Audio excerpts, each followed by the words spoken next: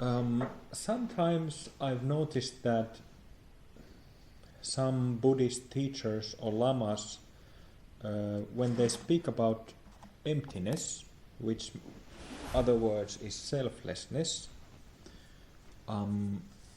they say that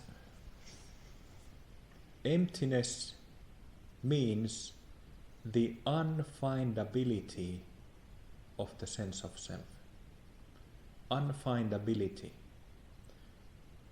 Just like we practiced in the session, that when you are in this selfless space, even if you look, you cannot find the self.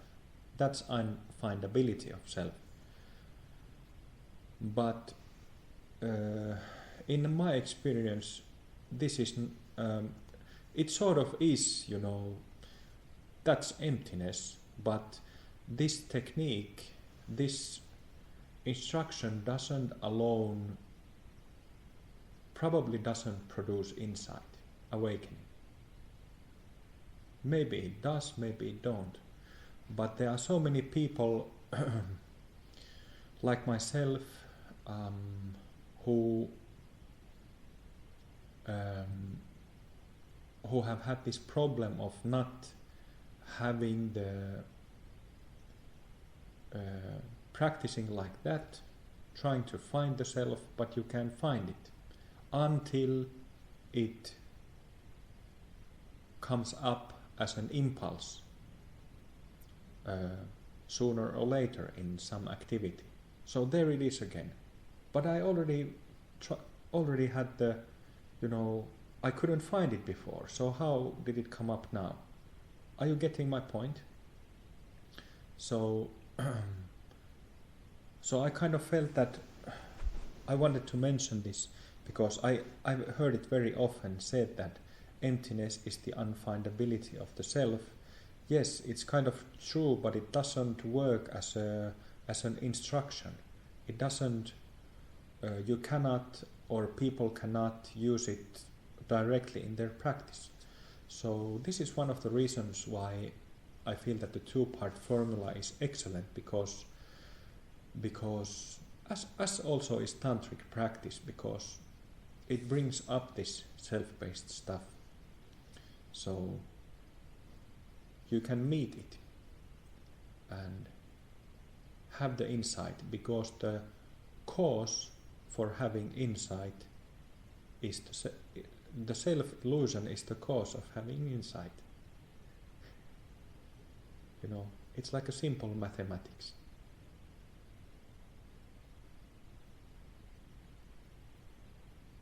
Mathematics that even I can understand.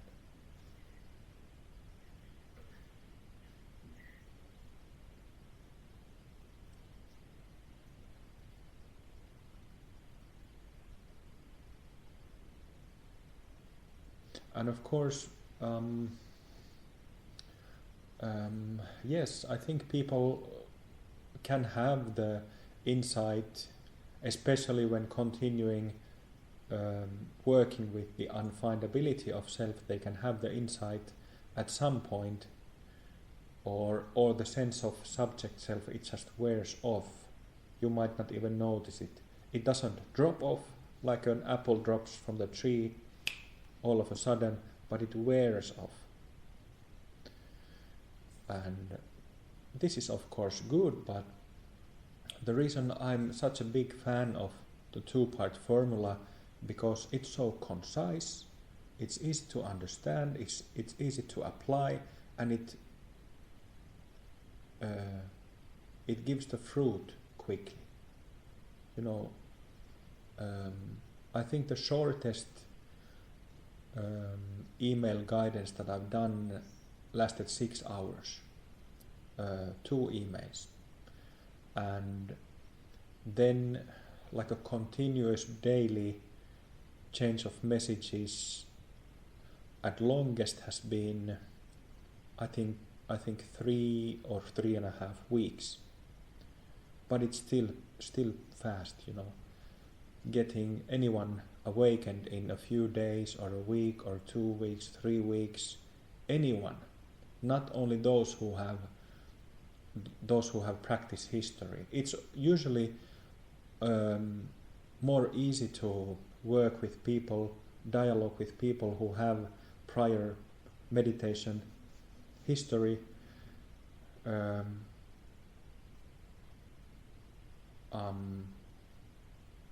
But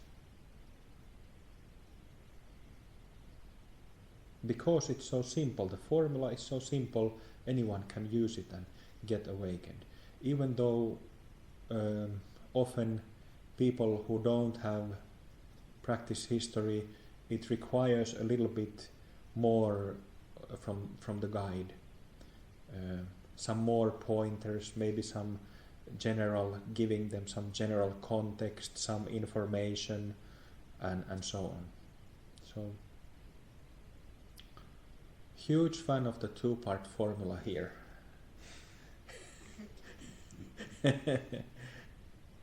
And it's always fantastic. I never get tired of it, when people get awakened.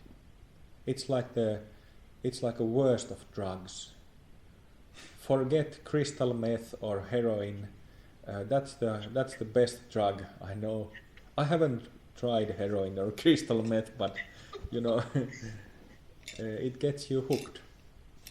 It's something very, very fulfilling to have others have that recognition and shift and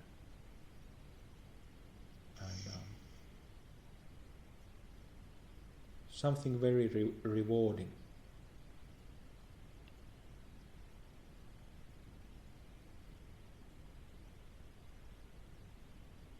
Nobody hasn't complained afterwards, I guess. No, nobody hasn't.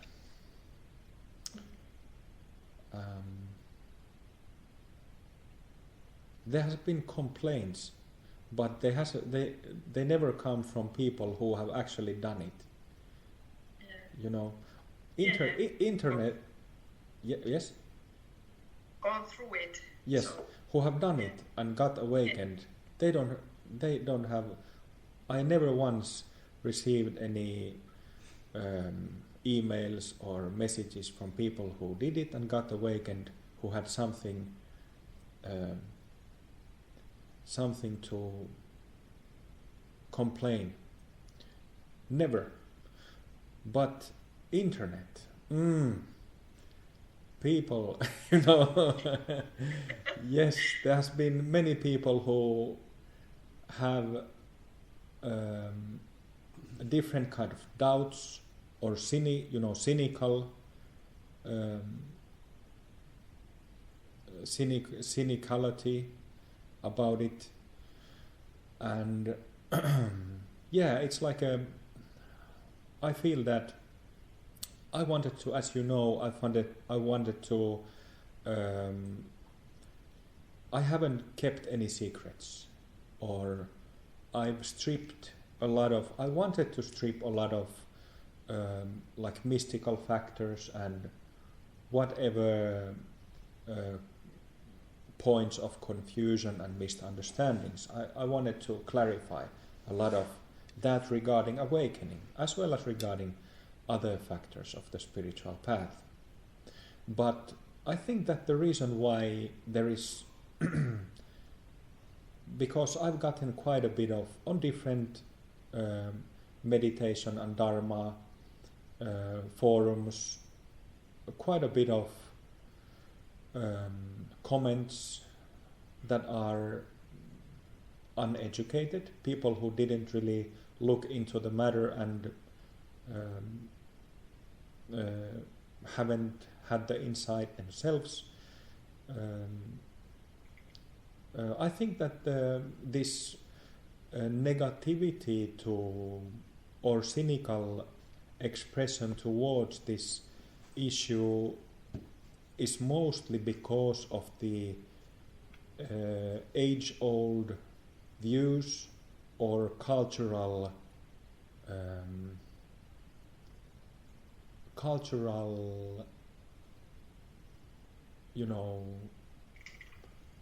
cultural impressions, something like this. I can't find the exact English word, but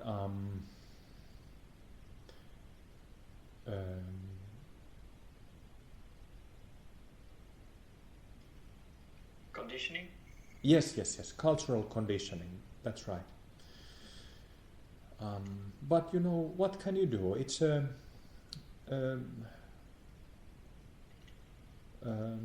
it's at that point, it's always, every one of us has our own responsibility of our actions in the body, in the speech, and in the mind. So you know, if one has very fixed views about something,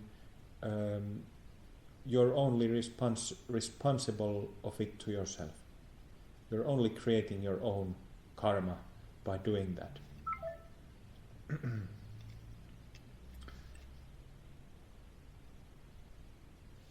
So in a way, it's not anything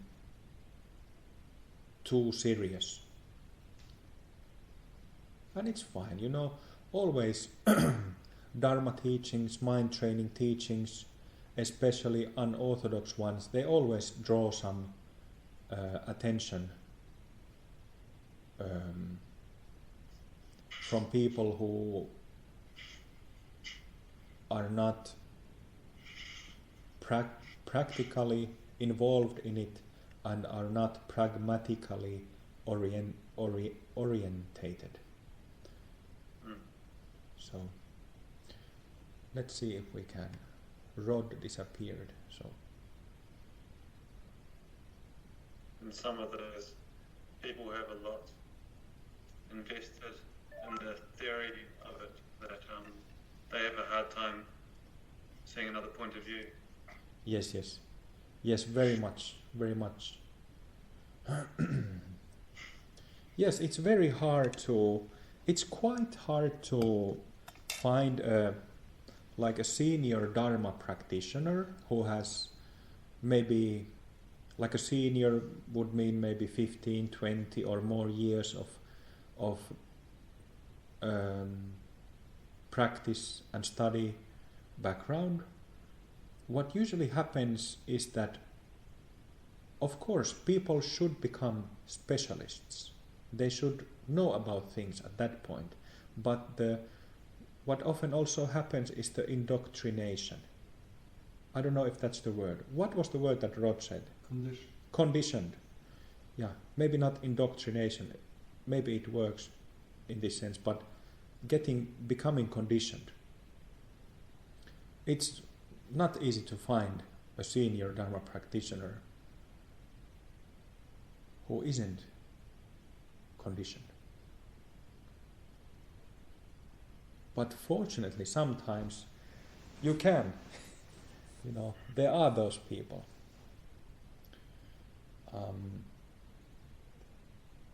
But I think that Dharma teachings in general in the world, because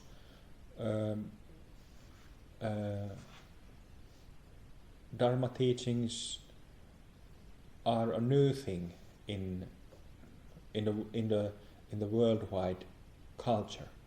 So there still might not be enough experience to differentiate what is the Eastern thing and what is the Dharma.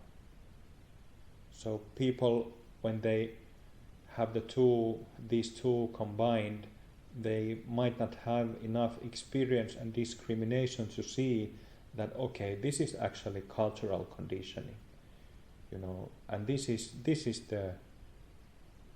something, you know, existentially meaningful, Dharma. So Dharma teachings haven't been around long enough for people to communally and culturally having that discriminative ability. But we're getting there, one by one.